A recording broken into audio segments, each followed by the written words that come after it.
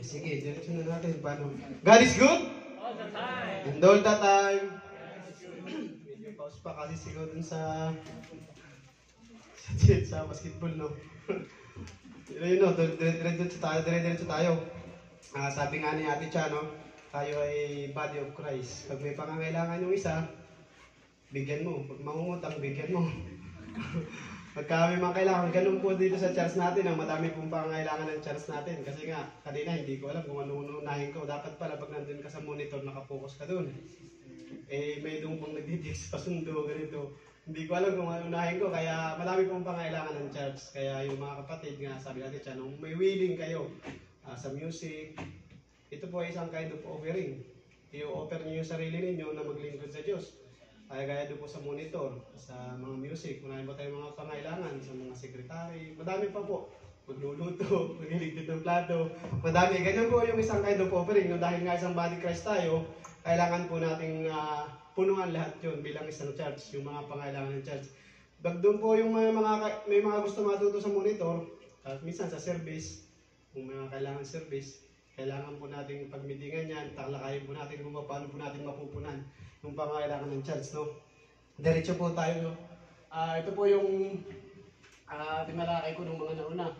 Yung paano ba ang Thanksgiving. Ang Thanksgiving, ano ba sa Tagalog ang Thanksgiving? Pasalamat sa Diyos, no?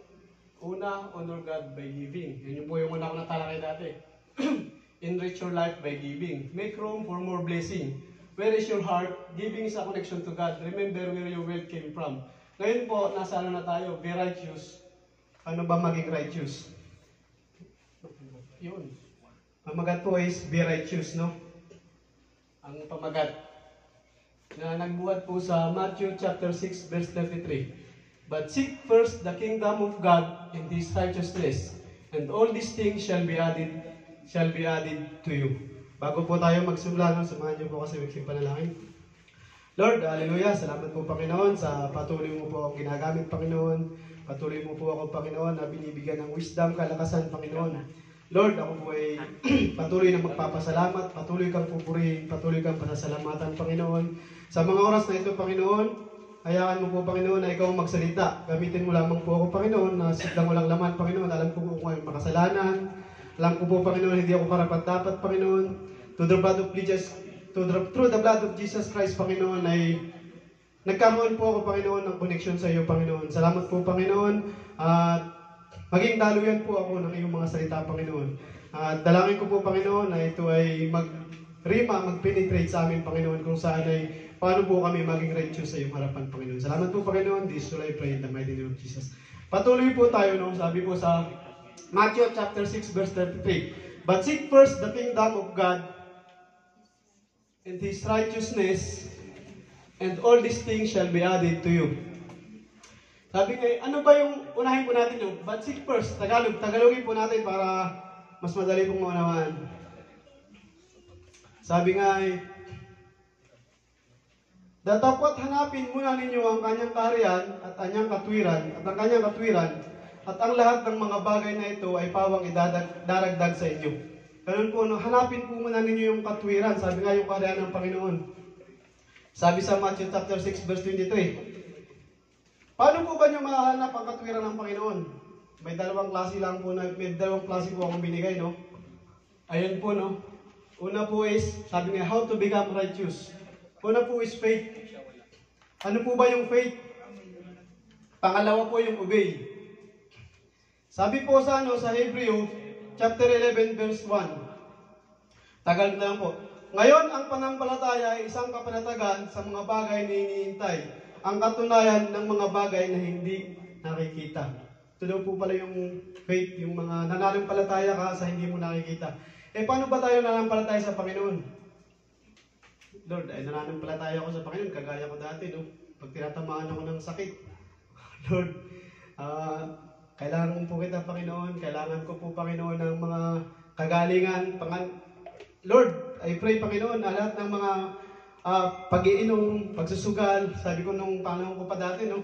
Hindi ko na po gagawin yan, Panginoon. Pag pinagkaloob mo po sa akin yan, Panginoon, hindi na po ako mag-iinom. Napakahirap po palang may sakit. Tapos yung maliligo, trangkaso, ang dami mong pinapakako sa Panginoon eh. Pag Pagka may kang problema, lalo pag wala kang pera, Lord, hindi na po ako magsusiga, Lord, hindi na ako bibili ng mga sale. Tapos kasi wala ka ng pera ibibigay naman ni Lord. Pero, naalala mo lang si Lord, nung mga panahong may kailangan ka, nung mga panahong nagdurusa ka, nung mga panahong nakahiga ka sa ospital, nung mga panahong yung nakakaranas ka ng struggle sa buhay, ganun mo lang na minsan naalala si Lord Pero pag yung time na nirequest mo, Lord, bigyan mo ko ng trabaho, Lord, bigyan mo ko ng ganito. Pag nakakaluwag-luwag ka na, may tawag doon pag nakakaluwag-luwag ka na, nalilimutan na natin si Lord Ganun ba yung tamang faith? Ang faith po, yung nananampalataya ka, kesyo meron ka, kesyo wala ka, dapat yung faith mo nandun, kung paniniwala mo. Pero, sabi nga po faith.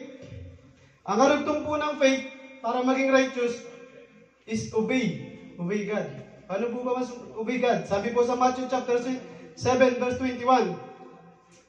Tagalog, hindi ang bawat nagsasabi sa aking Panginoon, Panginoon, ay papasok sa kaharian ng langit, kundi ang gumaganap ng kalooban ng aking Ama na nasa langit. Marami po kasing tao na yung sabing faith, nananampalataya akong may Diyos, nananampalataya akong may Jesus Christ, alam kong may Panginoon at alam kong ako'y maliligtas. Marami pong ganun, pero ilan lang po. Ilan lang po, sabi nga dito, sabi niya, di ba? Maraming tumatawag na Panginoon, Panginoon, pero kukunti lang daw po yung sumusunod. Yung nag-uobey sa salita ng Panginoon. Tama po ba? Kukunti ba yung nag-uobey sa salita ng Panginoon? Sige nga, slide natin. Kasi mayroon ditong illustration Sabi nga I believe in God. I obey God. Dami po naniniwala. Ilan po kaya sa atin dito naniniwala sa Panginoon? Lahat naman tayo, di ba? Ilan po kaya yung sumusunod sa Panginoon?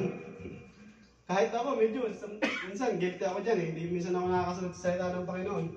Pero sabi po noon I obey God. I believe in God. Saan po kayo tayo dyan? Di, marami po. Lahat po, siguro lahat. Kristiyano, Muslim, Iglesia, ano man reliyon mo naniniwala sa Panginoon. Pero, pag-implement po, yung pagsunod po sa Panginoon, di po natin nagagampanan yun. Siguro po, ito yung oras na mag-start tayo kung paano tayo susunod sa Panginoon. Kasi may utos po ang Panginoon Kung paano po tayo sumunod sa Panginoon. May utos po ang Panginoon. At ito po yung isa na kanyang iniutos. Sabi po ng Panginoon sa 1 Corinthians chapter 16, verse 1 and 2. Ngayon tungkol sa mga ambagan, sa mga banal, ay gawin din naman ninyong gaya ng iniutos ko sa mga iglesia ng Galacia. Diba? Si Jesus Christ po yung nagsalita dito, no? Ngayon, tungkol sa ambagan, sa mga banal, ay gawin din naman ninyong gaya ng iniutos ko sa mga iglesia ng Galacia. Inutos po ito ni Jesus Christ, diba? Bilang Kristiyano, kailangan natin itong i-obey. Sabi nga, diba? Hindi lang ba sa faith. Naniniwala tayo sa salita ng Panginoon. Pero yung salita ng Panginoon, iniutos po. Hindi lang sa taga-Galacia, kundi sa atin, iniutos po. Ano po ang iniutos ng Panginoon na kailangan nating sundin? Idiretso po natin. Tuwing unang araw ng isang linggo, ang bawat isa sa inyo ay magbukod na magsipan ayon sa kanyang iginiginawa. Rutshot, nakakaginawa ko ng ito lang muna, ito yung kinagiginawa ko Sige, okay lang yan, basta para sa Panginoon. Di ba? Tuwing unang araw ng isang linggo, ang bawat isa sa inyo ay magbukod na magsipan ayon sa kanyang giniginawa upang huwag nang gumawa ng mga ambagan sa pagpariyan ko. Amen? Amen. Di ba? Napakalinaw ng utos ng Panginoon. Balik, nawala. Sige. Yun po, no? Napakalinaw po ng utos ng Panginoon, no? Na tuwing unang araw ng ikang linggo, magpisa na po tayo ng para sa Panginoon. Kasi po, isa po yun sa mga utos ng Panginoon. Hindi lang basta tayo naniniwala, kailangan din po natin sumunod sa utos ng Panginoon. Sabi nga ng Panginoon di ba? Iniutos sa Galacia, hindi lang sa Galacia, pati sa atin. Kailangan po natin, unang araw ng isang linggo, magbigay sa Panginoon. Ito na po siguro yung oras para magbigay tayo sa Panginoon ng kasalamat. Amen? Magbigay po tayo. Salamat sa iyo, aking Panginoon. Ako'y inibig mo,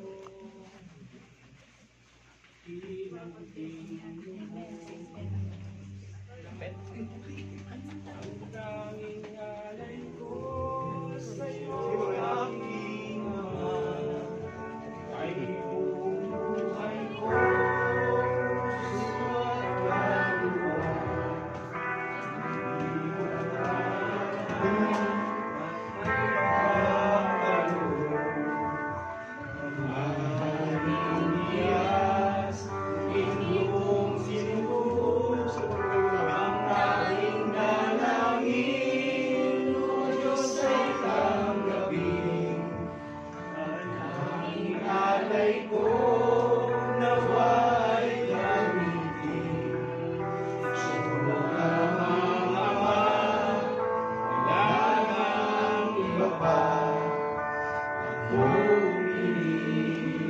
Tayo po tayong lahat, pasalamatan po natin ang ating handog.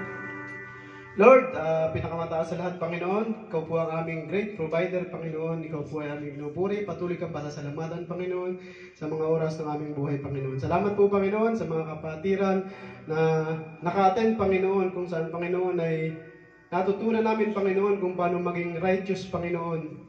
Not just faith, Panginoon, but to obey, Panginoon.